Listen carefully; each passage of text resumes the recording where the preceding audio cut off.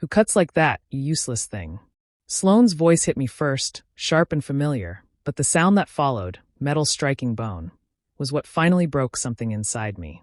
The ladle bounced off my skull with a ringing crack that seemed to echo through the whole kitchen. For a second, everything froze. The vegetables on the cutting board, the flickering vanilla candle, even my own breath. Then the sting rushed in, but it wasn't the physical pain that made my eyes blur. It was the cold, hollow ache I'd been carrying for decades. If you're still with me, thank you. This moment in a kitchen that smelled like vanilla and boiling broth didn't just hurt. It changed my life. And if my story reaches someone who needs a reminder that it's never too late to stand up and walk away, then please stay with me. Like, share, subscribe if you want more stories like this. Your support means more than you know. I'm Juniper Holloway, June to the people who cared about me, which wasn't many in this house. I was 32, chopping vegetables for a family lunch that no one appreciated but still expected. Sloane lounged against the counter, scrolling through her phone, giving instructions she wouldn't lift a finger to carry out. Our father, Robert, didn't bother hiding his annoyance. The moment Sloane raised her voice, he just turned up the volume of the game. Not to protect me. Not to ask if I was okay. Just to drown out the sound of me existing. That was my whole role in this house, silent labor, invisible support, the one who made things run while being treated like I was in the way. I used to think enduring it made me strong. Now I see it only made me disappear. I stared at the flickering vanilla candle, my mother's favorite scent. It always felt like the last soft thing she left behind in a house that became harder after she passed. She used to tell me, "June, don't let them decide your worth." After she was gone, those words faded under the weight of chores, insults, and the constant reminder that I wasn't Sloane. Perfect, confident, cruel Sloane. But after that ladle struck, something inside me shifted. I didn't scream. I didn't cry. I didn't even touch the welt forming on my head. I just stood there with the knife in my hand, staring at the cutting board, realizing I was done. Not angry, not emotional, just finished. Completely finished. It was strange how calm it felt, like stepping out of a fog I'd lived in for years. I looked at Sloane, waiting for her next snide remark, but all I saw was a person who had mistaken my silence for weakness. I watched my father staring at the screen while ignoring me like he always did. And for the first time, it didn't hurt. It just felt empty. And emptiness can be a door. That was the moment the ghost they had turned me into finally woke up. The moment I decided I would no longer live in a home where my presence meant nothing. The moment I realized the life they built on my back was over. They didn't know it yet. But the crack of that ladle was the sound of my freedom beginning. I set the food on the stove to simmer, but my thoughts are nowhere near the kitchen. They drift to the long list I've kept in my head for years. Numbers, dates, small promises, and the things I gave up so the people around me could stay comfortable. I never wrote anything down, but each memory is sharp, like it happened yesterday. I used to call it support. Now I see it was a running balance I never agreed to carry. It started right after our mother, Eleanor, passed. Life in the house shifted, and little by little, I stepped into roles no one asked for but everyone relied on. Grocery runs, utility payments, small loans that were supposed to be temporary but never returned. My name went on bills I didn't create. My paychecks disappeared into problems I never caused. I kept telling myself it was fine, that families help each other, that this was normal. But as time went on, the pattern was impossible to ignore. I was the only one giving. They were the only ones taking. I stir the pot, watching the steam rise, and a strange calm settles over me. I start tallying everything in my mind. The extra shifts I picked up when my father fell behind on the mortgage. The time I paid Sloane's tuition late fees because she didn't want to deal with them. The quick borrow that turned into 3 months of covering her phone bill. The repairs I handled when the kitchen faucet broke. The endless, constant giving that never earned even a simple thank you. My chest tightens, not from sadness but from clarity. I never asked for anything back because I believed we were a team. That illusion breaks easily now. All those moments they called helping each other out were really just me patching holes in a sinking ship they refused to fix. Sloane walks past me, her perfume trailing in the air. It's a bright, expensive scent, one she buys without hesitation even when she claims she's broke. She glances at the food I'm plating and smirks, as if finding another flaw to point out. That simple look makes the last pieces of the puzzle fall into place.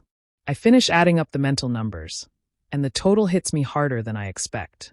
It's not just the money, It's the time, the energy, and the years of being the solution to their problems while being treated like I didn't matter. I step back from the counter and take a slow breath. The kitchen is quiet except for the sound of the stew bubbling softly. For the first time, I see everything clearly. This wasn't support, and it wasn't love. It was obligation disguised as responsibility. It was dependence dressed up as family tradition. I've spent so long carrying the weight of everyone else's choices that I forgot I had my own life to protect. That realization changes something in me. I'm not angry. I'm not hurt. I'm simply done pretending that this imbalance is normal. The table is set, the meal is ready, and I feel strangely free. The numbers in my head no longer feel heavy. They feel like proof. And once you see the truth laid out clearly, there's no going back to blindness. This time, I'm choosing myself. The ledger is closed. When I step into my room to get away from the noise of the house, I close the door and lean against it, letting the quiet settle around me. My head still throbs from where Sloane struck me earlier, but the pain only brings back a memory I've kept locked away for years. One I avoided because it felt too heavy to face. It's my mother's voice, soft but steady, spoken on a day when she understood more than she let on.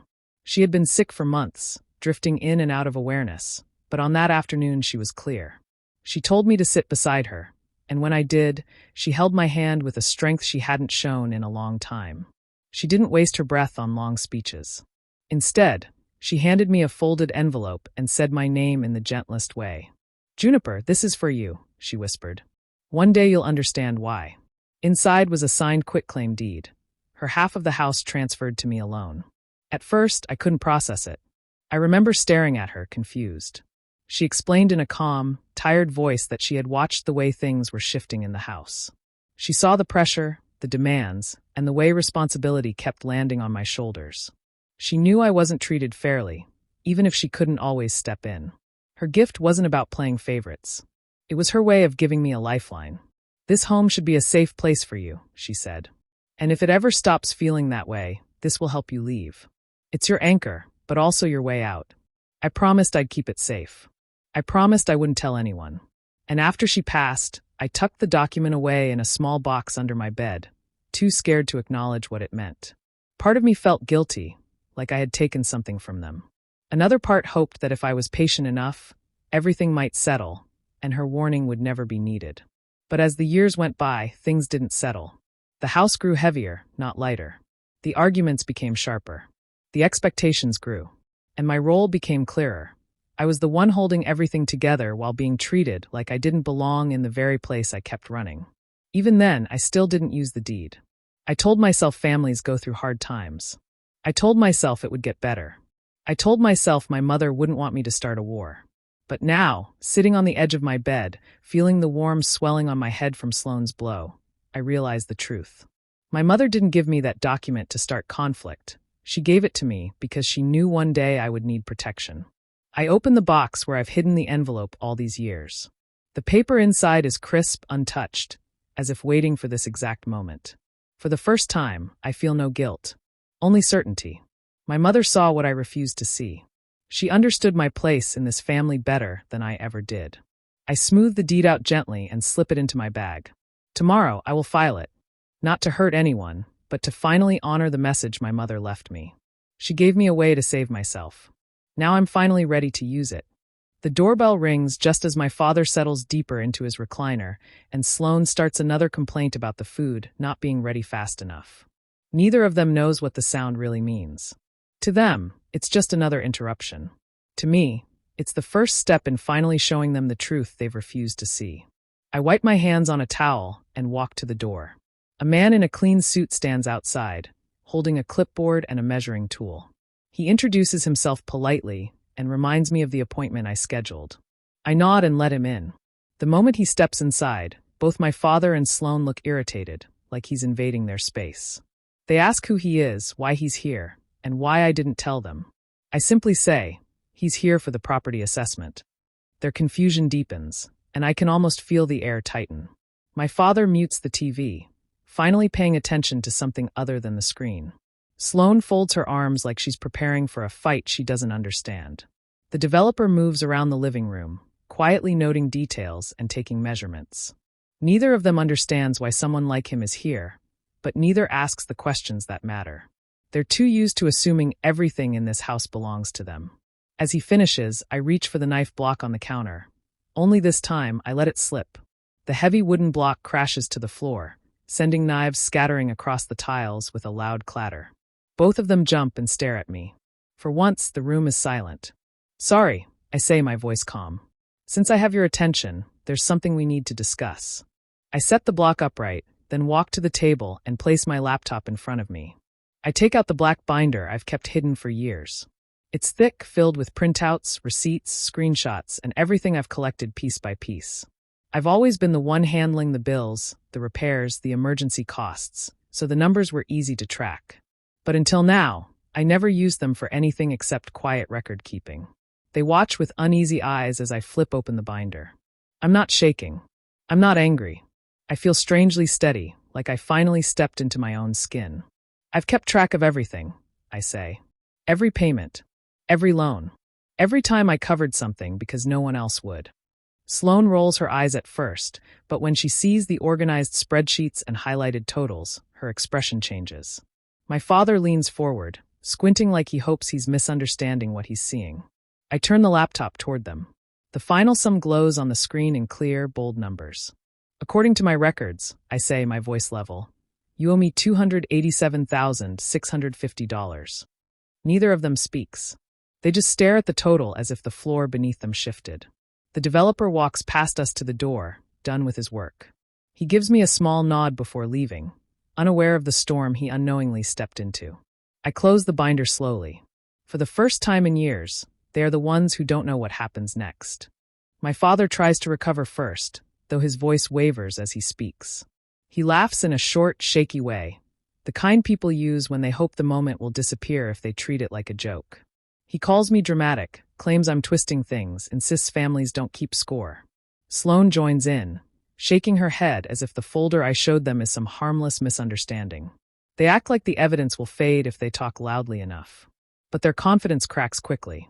My father's smile drops the moment I reach into my bag and place a red envelope on the counter. The color alone is enough to silence both of them. Something in their expressions shifts, not anger, but fear they can't hide. They sense this isn't another argument I'll walk away from. I push the envelope toward them with a steady hand. The notary seal shines under the kitchen light, and I don't rush them. I let the reality settle before I speak. When my father finally asks what it is, my answer is simple. It's the paperwork for the property transfer. They both freeze. Sloane reaches for the envelope but hesitates, like she's afraid to see what's inside. My father leans closer, his face tightening as if he already knows something is wrong but doesn't want to admit it. I give them a moment, then explain in a clear, even tone. "The house wasn't as you thought," I say. "Mom didn't leave everything to you. She signed her half over to me before she passed." Sloane's mouth falls open. My father goes pale, gripping the edge of the counter, as though it's the only solid thing left in the room. I continue, keeping my voice calm. "I filed the deed with the county. It's official now. This property is no longer jointly owned. It belongs to me." They don't speak. They don't move. They just stare, as if a part of their world has collapsed without warning. The truth hits them with the weight of a blow they never saw coming. They built their comfort on the belief that everything in this house was theirs. Every room, every decision, every piece of control. Now that illusion is gone. My father finally manages a single word. "Why?" His voice is small, almost unfamiliar. I look at him, not with anger, but with a clarity I wish I had years ago. "I'm protecting myself," I say. "Mom gave me the right to do that." He reaches for excuses, talking about family loyalty, about trust, about how I'm betraying them by doing this. But the arguments sound weak even to him. Sloane, who always had something to say, stands silent for once. She keeps glancing at the red envelope like it's a warning sign she missed until now. The room feels different, lighter for me, heavier for them. The base they stood on so confidently has shifted, and they don't know how to regain balance. They realize this isn't a threat or a bluff. It's a decision already made, backed by law, and supported by my mother's final wish. I close the envelope and slide it back into my bag. Their world may be shaking, but for the first time, mine feels steady.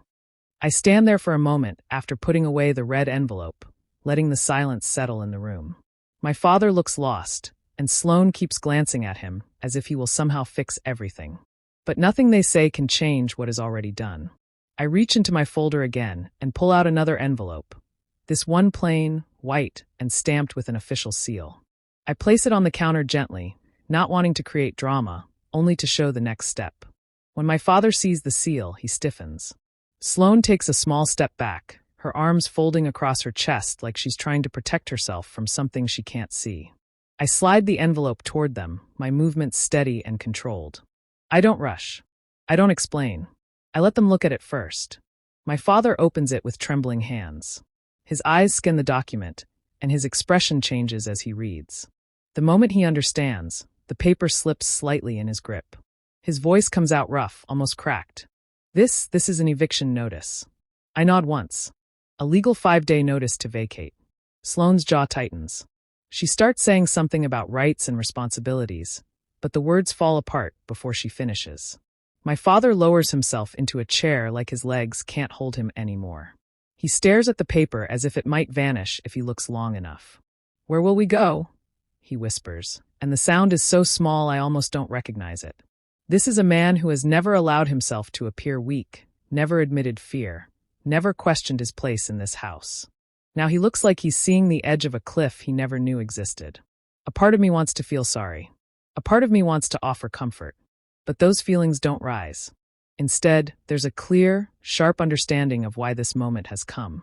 I have spent years shrinking myself so they could feel big. Years carrying responsibilities they should have shared. Years swallowing hurt because I hoped things would shift someday. They never did. I meet his eyes and speak calmly. "You're asking me where you'll go. But when I needed help, where was I supposed to go?" Sloane bites her lip, avoiding my gaze. My father looks down, unable to answer. I continue, my voice steady. "When you ignored what was happening right in front of you, when you chose silence because it was easier, you showed me how little support I could expect. Back then, I had to figure things out on my own. Now it's your turn." He tries to protest, saying he didn't know how bad things were, but the words ring hollow. Nothing he says now erases the years of dismissal, the insults brushed aside, the moments when I needed someone to stand up for me and instead got a remote turned up louder. "This isn't revenge," I say quietly. "This is me choosing myself." They look at me like they're seeing someone they've never met before, someone they didn't believe I could become. I don't argue. I don't justify. The notice is legal, the decision final. For once, they have to face the consequences they spent years avoiding. They didn't accept the eviction the way normal people would. Instead of packing, breathing, and moving on, they turned it into a messy, desperate fight. It started with non-stop phone notifications, failed card charges, old accounts they had no access to anymore, and attempts to use information they shouldn't even still have. Every alert felt like the same message over and over. They still believed they had control over me. I didn't answer a single call. I didn't explain anything. I didn't tell them to stop. I had spent years wasting words on people who only listened when it benefited them. Now, silence was enough. The situation changed fast when Sloane made the worst choice she could make. She tried to get into the home equity line I had opened after buying the property. It wasn't hers, and she knew it. That attempt crossed a line that didn't need discussion. I forwarded the alert to Mr. Thorne, who handled things with a calm confidence that reminded me why I trusted him. His response was simple. "We'll bring in enforcement." Within hours, a sheriff's deputy stood at the edge of my driveway. He wasn't there to intimidate anyone. He was there to make sure the law was followed, and that nothing, accidentally, went missing or broken.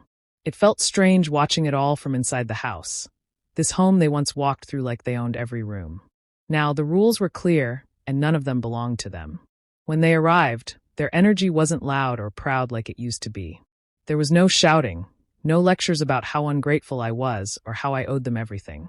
Their confidence had vanished, replaced by something small and uneasy. They walked around as if the walls themselves were watching them. Maybe in their minds, they had imagined this moment going differently. Maybe they thought I would panic, apologize, or take it all back. But the sheriff's presence erased any fantasy they had left.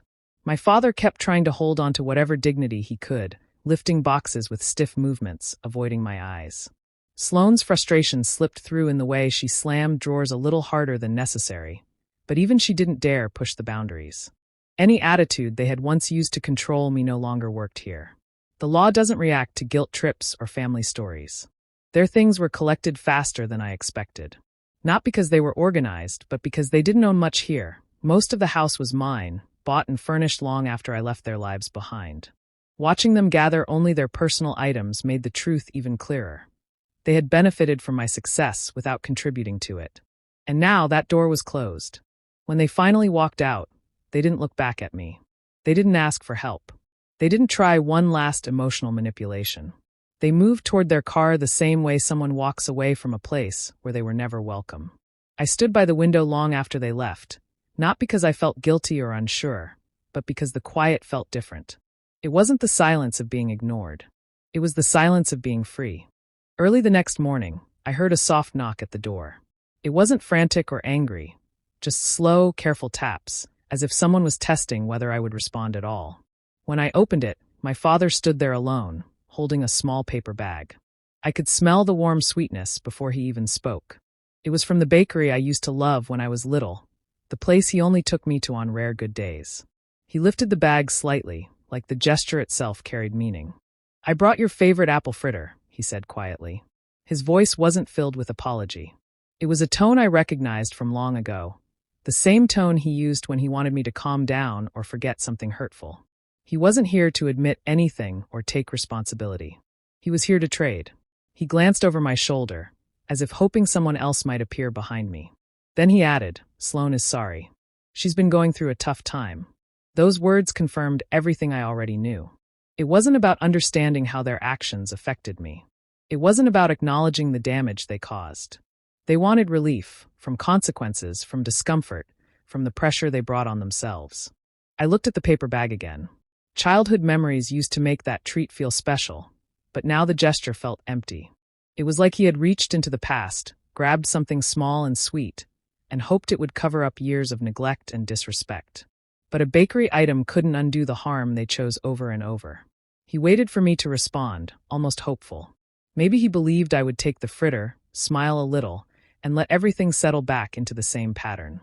Maybe he thought I would fall back into the role I played for so long, quiet, accommodating, eager for any scrap of kindness. Instead, I took a slow breath and met his eyes. "The only time you come to me," I said in a calm, steady voice, "is when you want something." I didn't raise my tone. I didn't list old memories or remind him of moments when he stood by while others hurt me. I didn't need to. The truth was simple, and it hung between us like a heavy curtain. His face shifted, but not in a way that showed understanding. It was disappointment that I wasn't giving him what he expected. Maybe even frustration that his familiar strategy wasn't working anymore. I stepped back, keeping my hand on the door. "You're not here for me," I said gently. "You're here because you're uncomfortable." For a moment, he didn't move. He just stood there with the bag held out, as if he still believed I might change my mind. But I had already made my choice long before he arrived. I closed the door slowly, not slamming it, not making a dramatic scene. Just a quiet, firm ending to a conversation that never truly began. The last thing I saw was the paper bag still dangling from his hand, untouched, just like every promise he ever made. The day we went to court felt strangely quiet. There were no raised voices, no chaotic arguments, none of the emotional storms I had grown used to. The courtroom wasn't a place where excuses or guilt could change anything. It was a place where facts stood on their own. I sat beside Mr. Thorne, who had walked me through every step of the process with a calm confidence that made it easier to breathe. Across the room, my father and Sloane looked smaller than I had ever seen them. Their usual sharp expressions were gone. They kept their heads lowered, whispering to each other, searching for explanations that would somehow make all of this disappear. But nothing could erase what they tried to do. Every attempt to access my accounts, every failed login, every effort to pull money they had no right to touch. When the judge entered, the entire room shifted. He didn't smile. He didn't glance around. He simply opened the file in front of him and began reading. His voice was steady, controlled, completely untouched by whatever history existed between us. To him, this wasn't a family conflict. It was a legal issue, clear and simple. Mr. Thorne stood and spoke with the same calm tone he always used. He presented the documents one by one. The bank printouts, the digital logs, the forged attempt on my home equity line, and the sheriff's report from the day they were removed from the house. Every piece was organized and undeniable. The judge looked through each page without rushing. He didn't need emotional explanations. The numbers and timestamps were enough. When it was their turn to speak, my father tried to shift the focus. He talked about misunderstandings, about emotional stress, about family tension. He said they felt entitled to some things because of long-standing arrangements. But the judge didn't react. He listened, then placed the papers down with a quiet, deliberate motion. Financial crimes within a family are still crimes, he said. His words cut through the room with a final, unshakable weight. It didn't matter that we shared a last name. It didn't matter that we once lived under the same roof. What mattered were the actions and the evidence. He reviewed the restraining order next. The threats, the repeated access attempts, the breach of trust, all of it made the order necessary. Mr. Thorne had explained this would give me space and legal protection. Hearing the judge approve it felt like a door finally closing behind me. Then came the decision on the fraud charges. The judge didn't hesitate. He approved them based on the clear intent shown in the records. My father and sister didn't speak this time. They stared at the table, unable to argue against the facts laid out in front of them. When the gavel struck the wood, the sound was sharper than I expected. It echoed through the room, not loud but filled with certainty. That single moment marked the end of years of being overlooked, mistreated, and used. I walked out of the courtroom feeling lighter, not victory, not revenge, just a deep, steady relief. My freedom wasn't shaky or dependent on someone else's mood anymore. It was solid, recognized, and protected by the law. The day I changed the locks felt like the true beginning of my own life. The locksmith handed me the new keys, and for a moment I simply held them, feeling their weight. They weren't just pieces of metal. They were a clear line between my past and my future.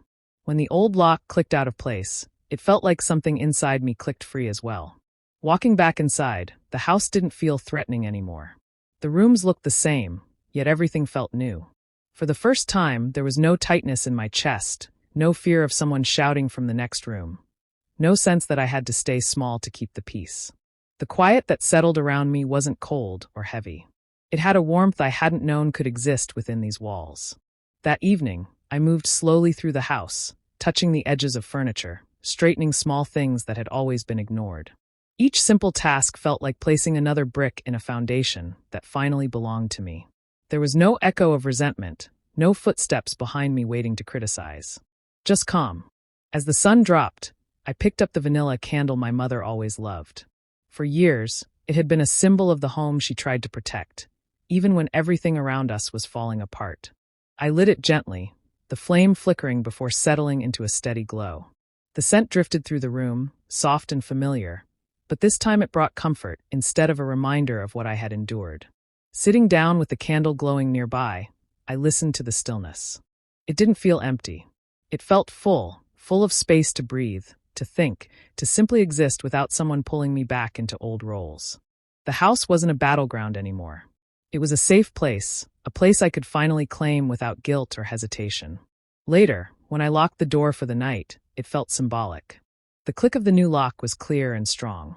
I wasn't shutting people out just to punish them. I was protecting my well-being, my boundaries, and the life I had every right to build. As I lay in bed, the faint scent of vanilla still in the air, I realized something important. The ladle didn't damage me. It exposed the truth I had ignored for too long. It pushed me to open a door I had been afraid to touch. Now the door is closed behind me, the locks are mine, and the quiet is finally kind. Do you think I did the right thing by finally locking that door behind them? Or should I have tried one more time to fix what was already broken? Tell me your thoughts in the comments. And if my story moved you, subscribe and hit the notification bell for more.